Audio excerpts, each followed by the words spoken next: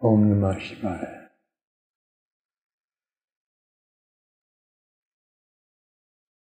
Let's continue with Ribhu's instructions regarding the nature of a Vidaha Mukta.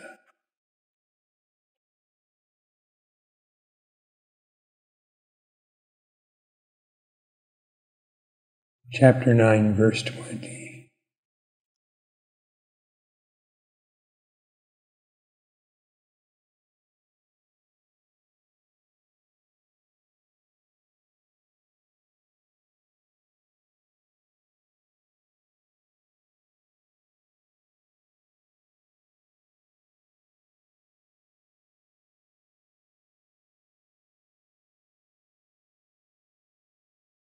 Bereft of all sankalpa, and being just existence, consciousness, bliss, he who does not conclude that he exists is the Vidaha Mukta.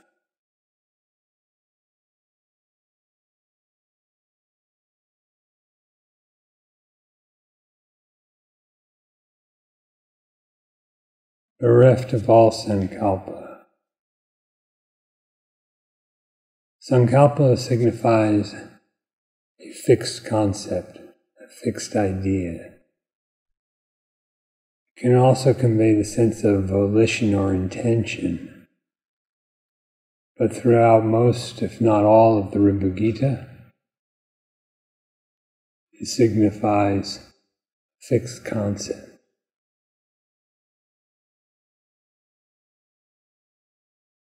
He says, bereft of all sankalpa.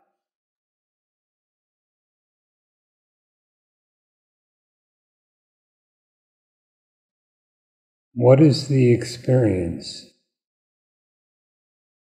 of having no concept, no idea at all, none?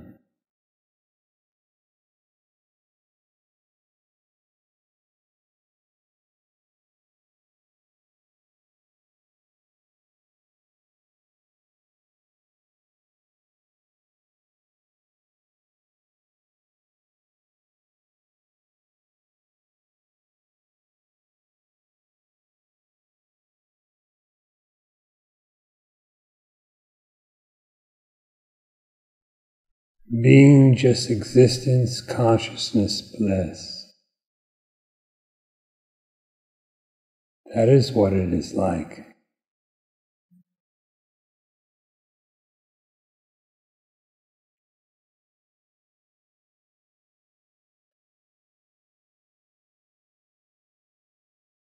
Being, consciousness, bliss are not ideas. They are not things. They are not activities.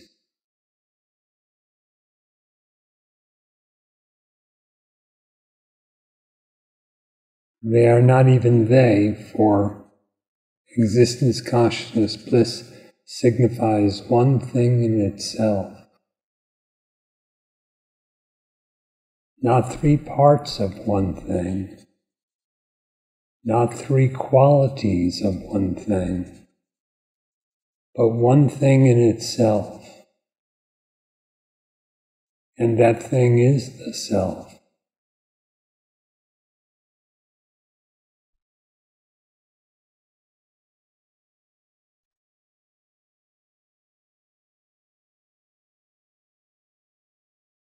Existence without a concept. Consciousness without an idea. Bliss without sankalpa.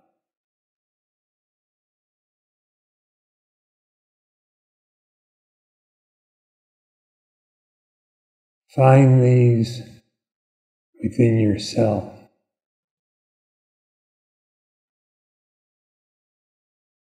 By inquiring deeply as to what your nature is.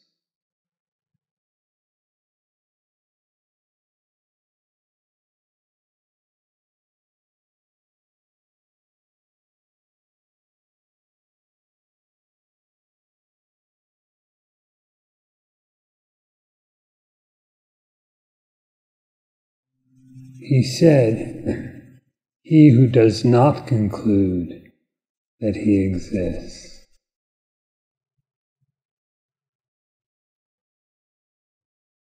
Literally, he who does not conclude, "I abide."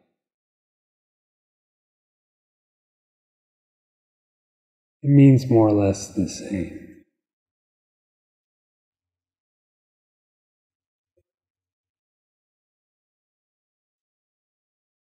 Without a sankalpa, without a concept of any kind, how could there be any concluding?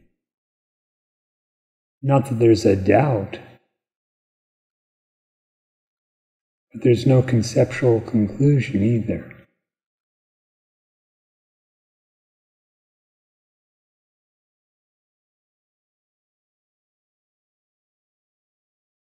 If you are bereft of all sankalpa and do not have the idea, "I'm abiding as the self," being consciousness bliss,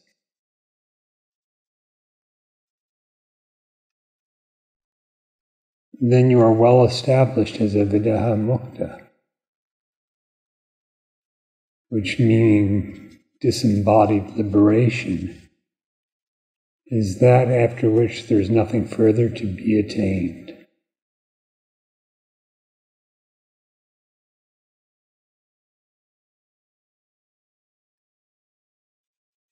While the entire chapter is devoted to explaining the state of disembodied liberation, it may be approached wisely as representing the highest of the high, beyond which there's nothing else. What is that? That is what he's explaining.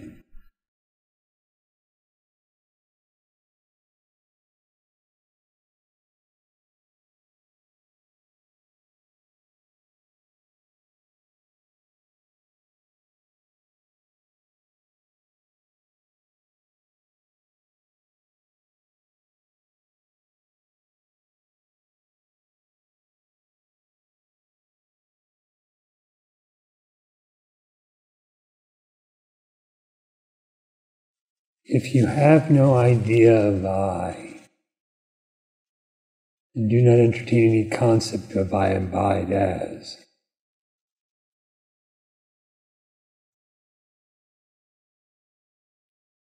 if you exist just as existence itself, which is also consciousness and bliss, devoid of even the least sankalpa,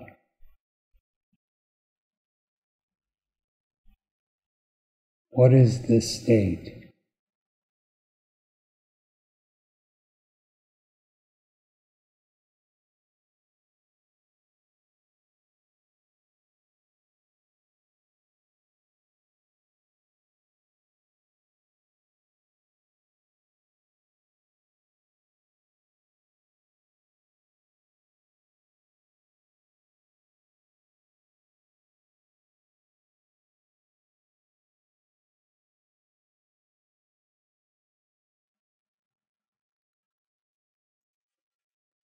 If you conclusively realize this, you yourself are what is realized, and do not remain as anything separate even to the least degree.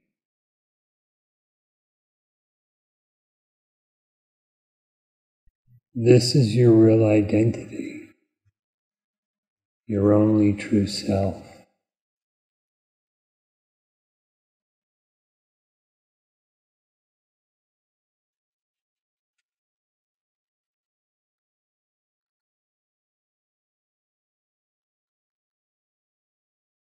Verse 21. All do not exist. Only that exists. Just consciousness exists ever. The enlightened one does not exist. He who is of this conclusion is the Vidaha Mukta.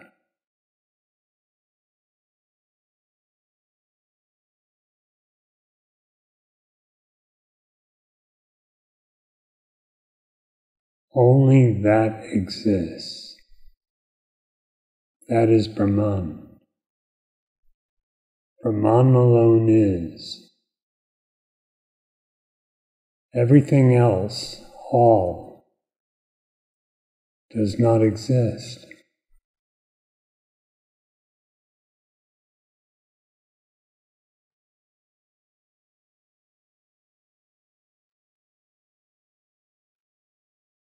From the subtlest notion of I, extending to the forms that appear as the external world, none of such actually exists.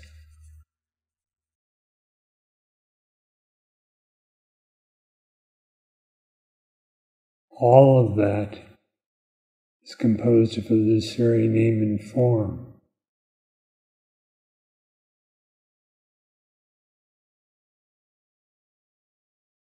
Existence is otherwise, and existence alone exists.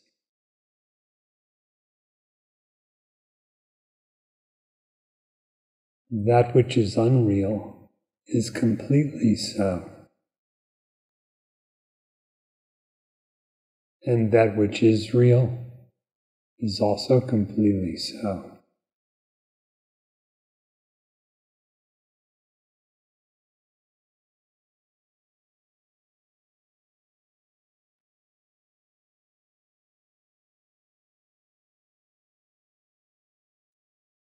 If only that exists, how can you know it?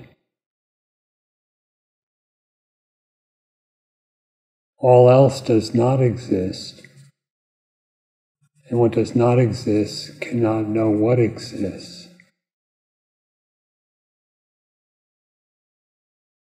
That is, that which is other than Brahman cannot know Brahman.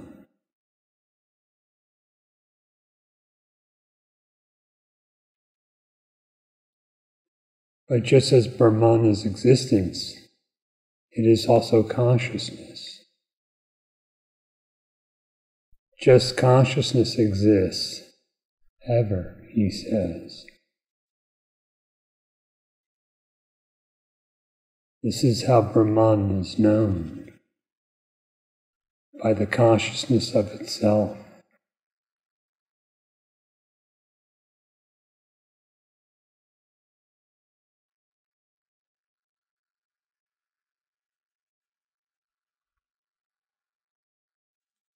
Just consciousness exists, always, without beginning or birth, without conclusion or death.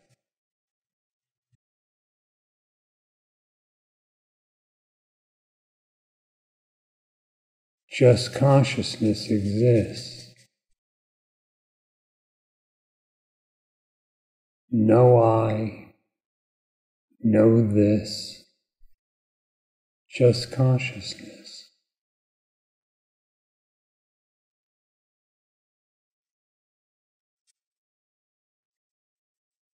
It is forever unformed and unmodified, just as existence is. For existence consciousness is one thing, one reality.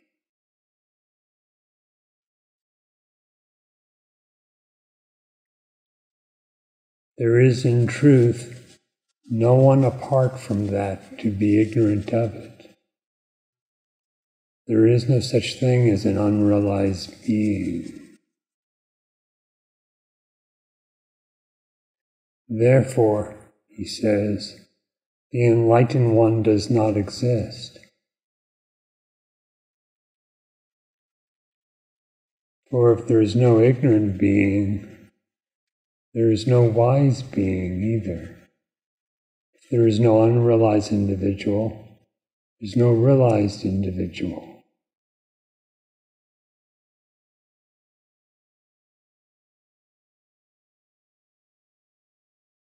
The enlightened one does not exist.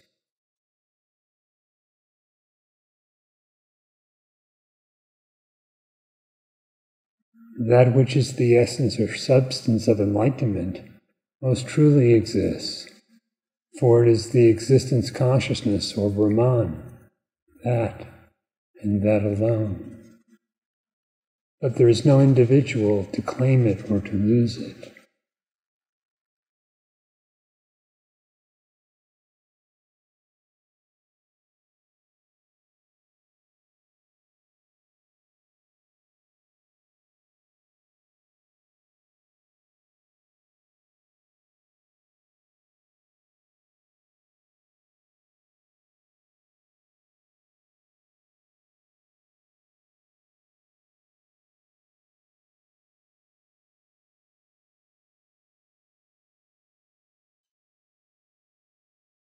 That there is no enlightened one, that is, no enlightened individual, is at the very core of the enlightenment itself.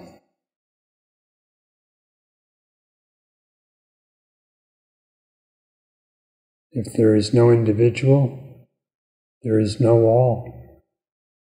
If there is no individual, there is only that. If there is no individual, there's only one homogeneous, undifferentiated, not particularized, unsullied, taintless consciousness. And that is the reality, the existence which is.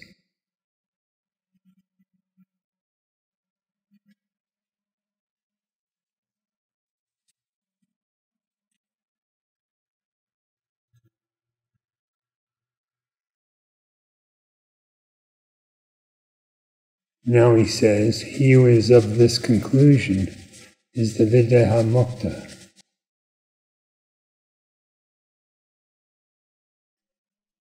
Well, of course he is Videha, without a body.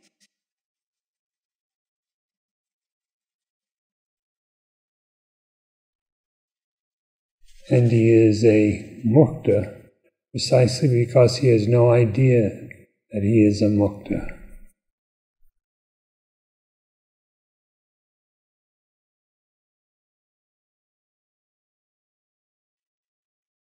So he who is of this conclusion can refer only to the consciousness which is Brahman. That alone is knowledge, and that alone is the knower thereof. They are one and the same.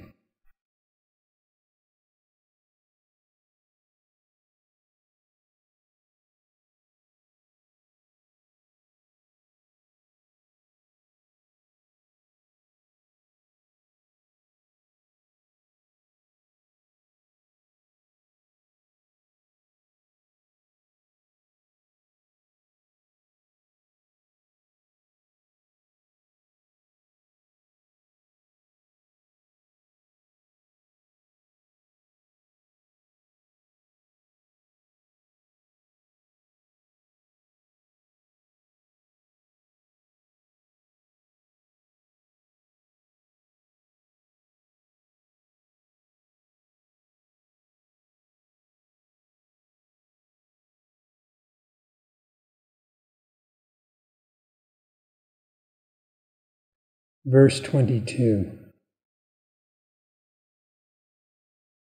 Whoever is the Supreme Self alone, who is just an embodiment of knowledge, and who is of the nature of existence alone, is the Videha Mukta.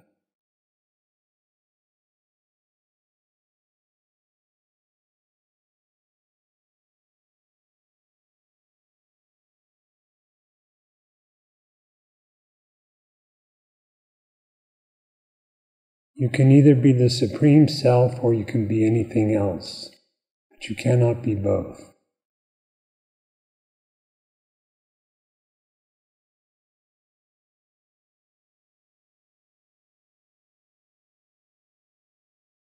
If you're anything else, you're just part of the all that does not exist. But since you obviously do exist, you cannot belong to those things which do not exist.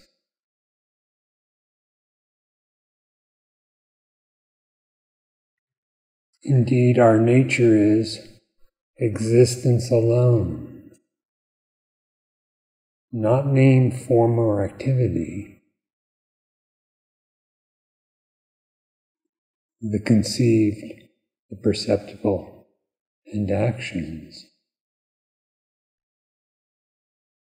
but just existence.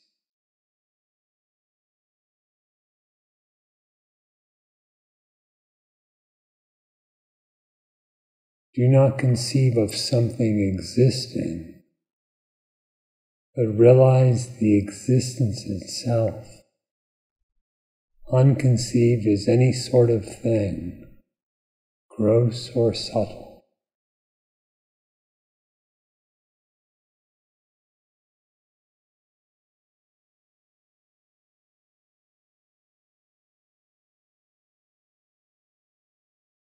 That is the self.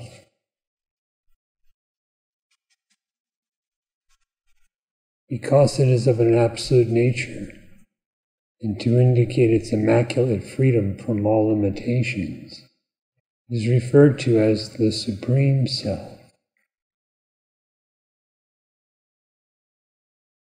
Now, what is to be realized is that the Supreme Self is the only self you have.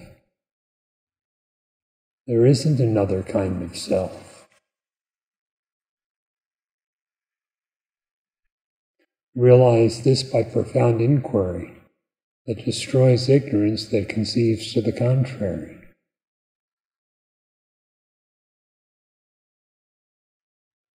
What remains then is the Supreme Self. So he says, whoever is the Supreme Self alone. Who is that? It cannot be the illusory individual.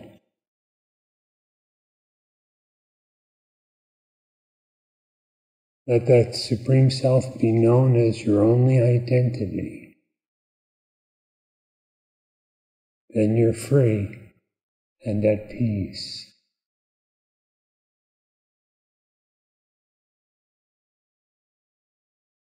Whoever is the Supreme Self alone, who is just an embodiment of knowledge.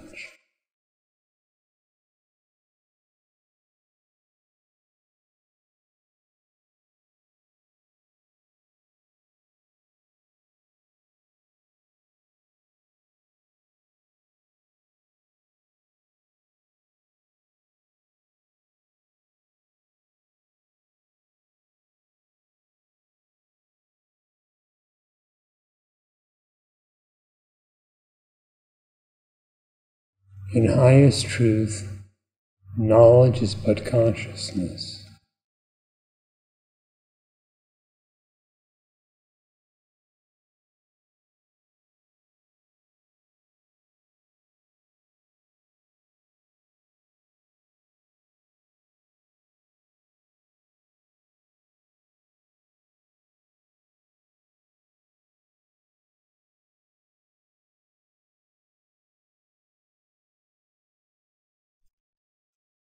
What is an embodiment of consciousness? An embodiment of knowledge.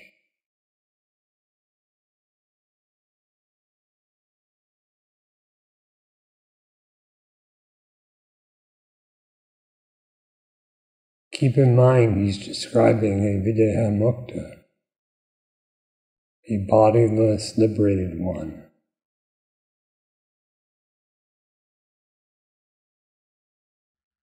What form does knowledge have?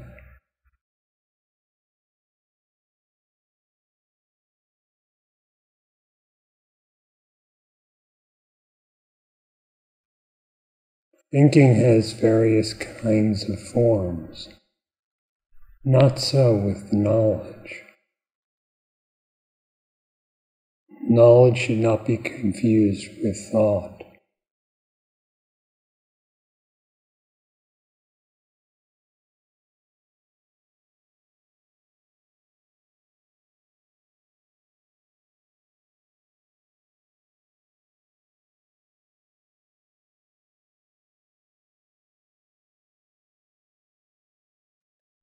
If knowledge is completely formless, then what kind of embodiment is it?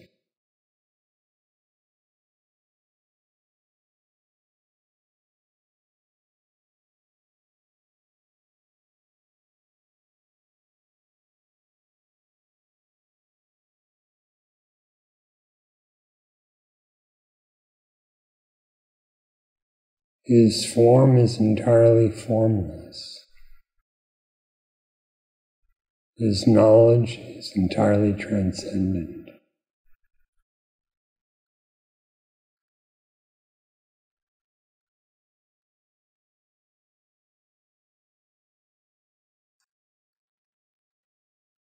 Even while the body still appears, he is only knowledge. Self-knowledge, unformed consciousness.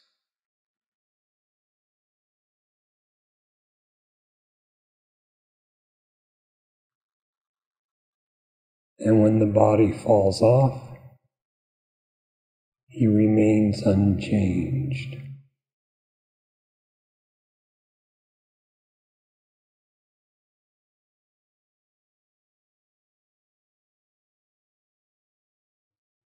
He remains as the infinite, eternal consciousness.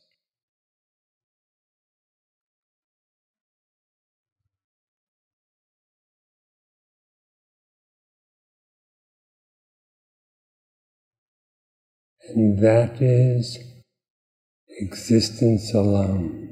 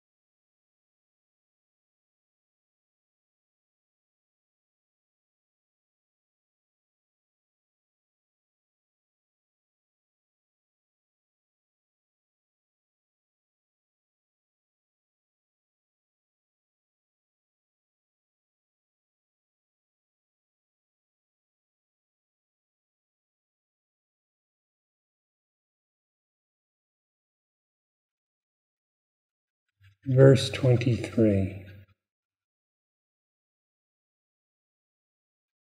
Whoever has no conclusions regarding the individual soul or jiva, Ishvara, the Lord, the universe. Actually, the word Chaitya can mean sacred place, can mean an individual soul, similar to the word jiva that preceded it. But universe is good too. The Vedas, the scriptures, you and me and Brahman indeed is the Videha Mukta.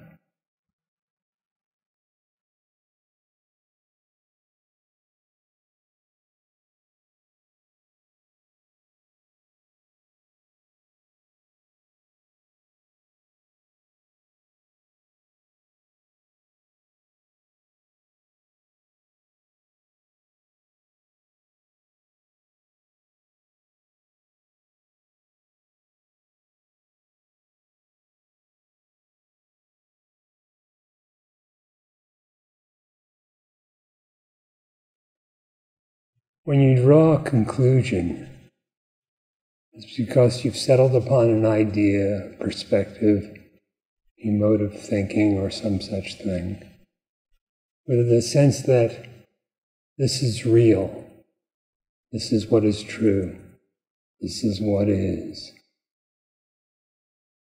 Now he says, Ribhu says, whoever has no conclusions,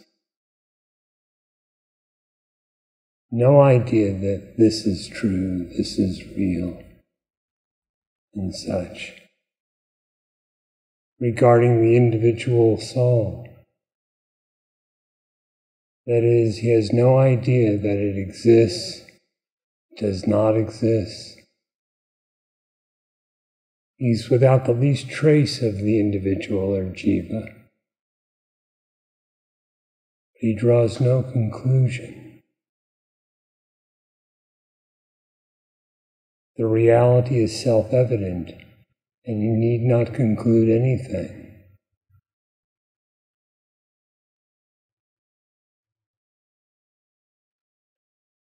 About what does he have no conclusions? No fixed idea. The jiva, or individual. The Lord, Ishvara. The universe.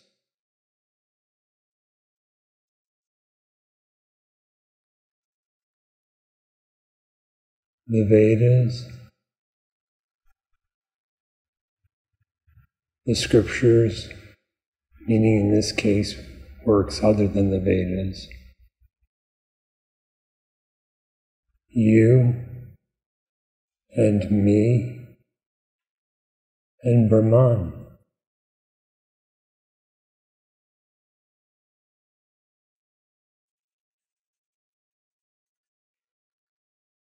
He knows Brahman, for he is Brahman, but he has no mental conclusion about it. He is the entire universe, and yet for him there is no universe. Yet he's drawn no conclusion about it.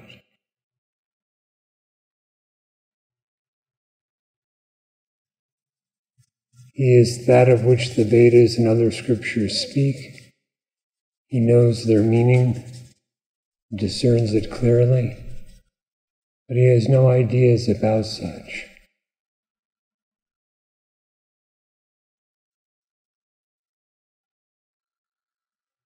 He has known the real nature of Ishvara, the Lord, but he has no idea or conclusive concept of this is the Lord.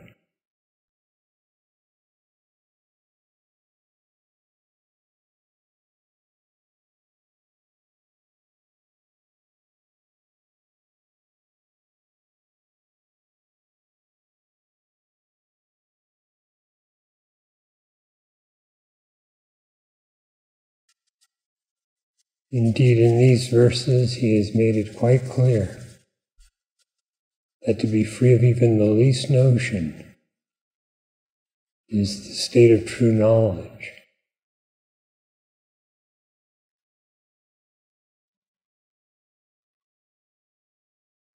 Inquire within and realize it. Om Namah Shivaya.